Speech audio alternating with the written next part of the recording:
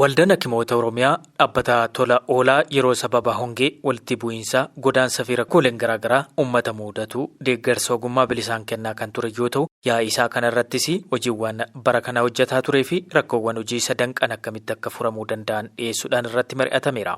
Hoogganaan Biiroo Fayyaa Oromiyaa Dr. Mangistuu Baqqalaa Waldaan Hakimoota Oromiyaa hundeeffama isaarraa kaasee rakkoo fi qormaatawwan hawaasa mudatan furuu irratti xiyyeeffachuun hojjetaa turuu eeruudhaan bu'aan amma argamaa jiru kunis cimee itti fufuu akka qabu dubbataniiru. Yeroo hongee lafa hongee miidhetti argamuudhaan yeroo weeraraa lafa rakkoo nageenyaa qabu dabalateetoo uummata keenya weeraraan rakkoo keessa ture baraaruudhaaf yaaliin isaan godhan dhimma baay'ee oomittuu hin dagatamne. Hundaa ol naamusni ogeessotaa mirga isaanii qofa odoo hin ta'in naamusni ogeessotaa akka cimu gochuudhaaf leenjii biiroo fayyaa wajjiniin isaan geggeessaa turan dhimma baay'ee hariiroon keenya akka bu'aatitti madaalu keessaa tokko ta'uusaa kaasuun barbaadu. Dhumarratti garuu kanan kaasuu barbaadu oo gurmoofne oo gamtaa taane oo waldeeggarre haala jijjiiramuu hin dandeenye jijjiiruu akka dandeenyu kan namatti agarsiisu. Hojiin fayyaa fi deeggarsa namoomaa qindoominaa fi tumsa qaamolee hundaa kan gaafatu ta'uu kan eeran Dr. Mangistuun sochii dhaabbileen tola ooltotaa akka Waldaa Hakimoota Oromiyaa taasisaniin qormaanni guddaan gama kanaan hawaasa mudatu akka xiqqaatu ta'eeras jedhan. Ta'us garuu gaafii bal'aa gama kanaan hawaasarraa dhufu deebisuudhaaf ammallee hojii guddaan akka hafullee dubbataniiru. Oromiyaa keessatti rakkooleen akka hongee, weerarri dhibee adda addaa fi waraanni hawaasni deeggarsa guddaa akka isa barbaachisu taasisuu fi kanaaf deebii kennuudhaaf waldichi ogeeyyota isaa hirmaachisuudhaan gargaarsa wal'aansa fayyaa fi deeggarsa namoomaa taasisaa tureen lubbuu hedduu baraaruu danda'uu isaa walitti qabaan boordii waldichaa Profeesar Sanbataa Guddataa kan himan. Tokko of kennuu ogeessota keenyaa nutti argisiisa. Hariiroo nuyi waldaalee fi namoota adda addaa wajjin qabnu collaboration.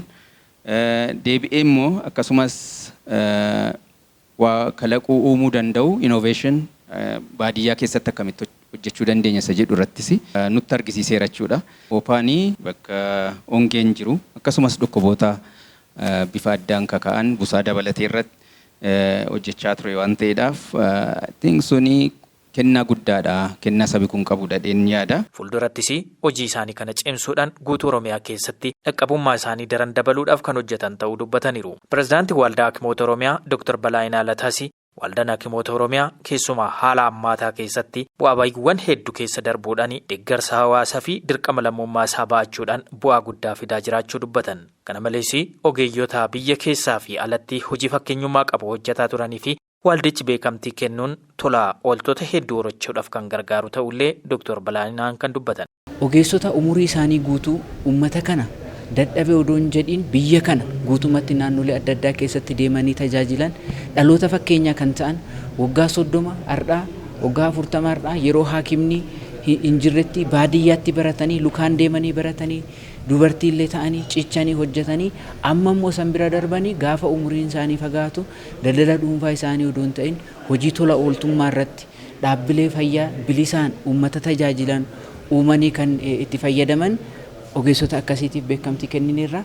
Gama biraatiin immoo bakka rakkoon nageenyaa jirutti bakka namni maatii ofii gaafachuuf hin dhaqnetti lubbuu ofii wareeganii deemanii hawaasa buqqa'ee waliin ala bulanii uummata keenya kan tajaajilanii namoota akkanaa gargar baafne akkasumas immoo dhaabbilee waldaa kana waliin dhaabbatanii uummata tajaajilanii fi beekamtii kennina jechaadha. Waltajjicha irratti ogeessota fayyaa dhimmoota fayyaa irratti uummataaf hubannoo kennaa turanii fi shooraa fakkeenyummaa qabu gumaachanii fi beekamtiin kan kenname yoo ta'u isaanis beekamtiin akkasii ogeeyyonni biroos of kennanii hawaasa isaanii akka tajaajilaniif kan kakaasu ta'uu eeraniiru. Namni hundumtuu gumaacha waan godheef beekamtiin kennamuufii qaba. Beekamtii jechuun badhaasa ta'uu hin qabu.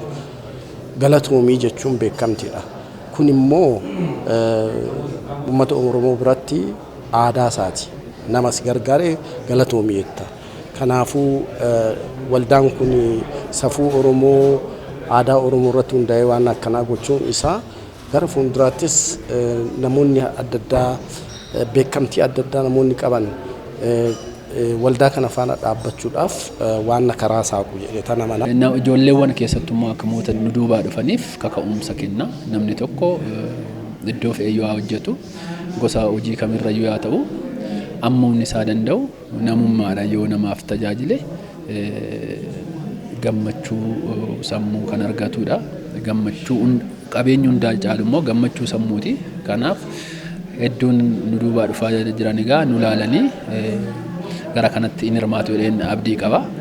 Dooktaroonni biyya keenyaa yeroo baay'ee yaalii dhukkubsataa irratti xiyyeeffatu malee qorannoo gaggeessuu irratti baay'een beekamanu. Kanaaf Piroofeesara ta'uuf qorannoo adda addaa qoratanii maxxansuu barbaada, barsiisuu barbaada. Kanaaf dooktaroonni kaan illee kana arganii akka isaan kaka'anu, akka isaan qorannoo irratti cimanu jajjabeessuu danda'a jedhee namani.